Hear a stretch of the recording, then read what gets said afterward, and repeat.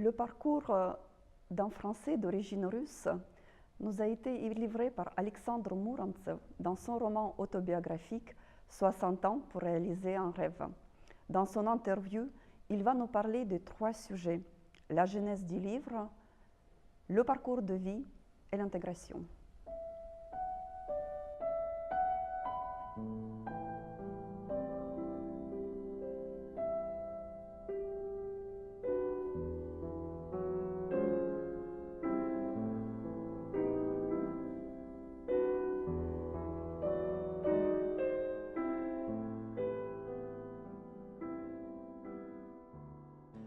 Aujourd'hui, nous sommes avec Alexandre Mourantsev, qui vient de publier son livre 60 ans pour réaliser un rêve. Ce roman autobiographique parle de sa vie constituée, entre autres, d'aller-retour entre 2 cultures. À travers son histoire personnelle, à la fois particulière et universelle, Alexandre Mourantsev invite le lecteur à parcourir le XXe siècle entre la France et l'Union soviétique. Alexandre, vous n'êtes pas écrivain et pourtant, vous avez écrit un livre qui s'adresse à plusieurs générations. Il parle en effet de notre rapport au monde, de nos choix et des conséquences de nos actes, de l'identité, des racines, bref, des choses universelles. Pourquoi et comment vous est venue l'idée d'écrire ce livre? L'idée m'est venue après avoir fait plusieurs séjours en France. Lorsque je venais, je rencontrais des amis qui m'y ont fait penser.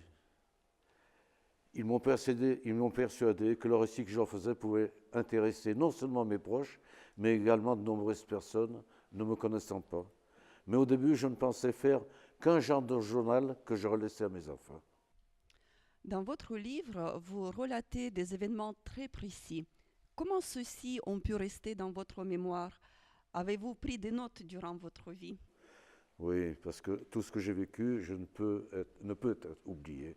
Certains détails peuvent disparaître de la mémoire, mais pas le principal. Je me souviens que dans le camp où nous allions travailler, c'est-à-dire mon 3e camp, je m'étais confectionné un petit carnet avec le peu que j'avais réussi à récupérer dans les caisses contenant les machines à revente d'Allemagne. Mais j'ai vite abandonné cette idée qui était très dangereuse là où je me trouvais. Et j'ai essayé de tout garder en mémoire. L'un des moments clés de votre livre est votre retour en Union soviétique en 1957. Estimez-vous que sans ce retour, votre livre n'aurait pas vu le jour? Non, je ne crois pas. Je crois que si je n'étais pas retourné en Russie, en Union soviétique, je n'aurais jamais écrit ce livre. C'est au cours et à la suite de ce retour que ma vie s'est remplie d'événements qui sont restés ces nombreux souvenirs que je décris dans ce livre. Votre livre est-il seulement un moment autobiographique ou peut-être une incitation pour chacun à parler de ses expériences de vie? Oui, à mon avis, c'est un roman autobiographique qui pourrait inciter des personnes ayant vécu comme moi des moments peu ordinaires à les décrire comme je l'ai fait.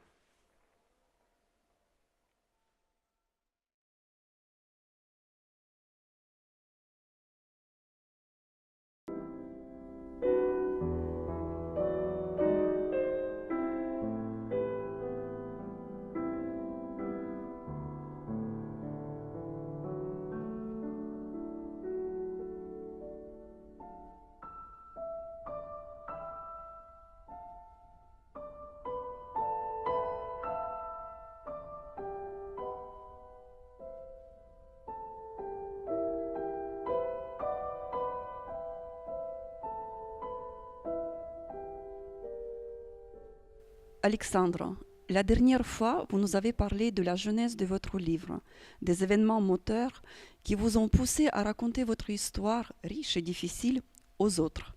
Considérez-vous votre parcours comme très particulier qui n'a pas de lien avec une histoire de vie ordinaire? Oui, je suis né en 1926 en Yougoslavie d'un père russe, blanc, et d'une mère allemande. À l'âge de 3 mois, je me retrouve avec mes parents en France.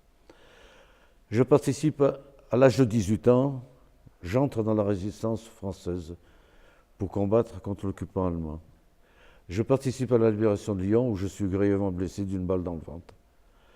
Je pars à la recherche de ma grand-mère en URSS en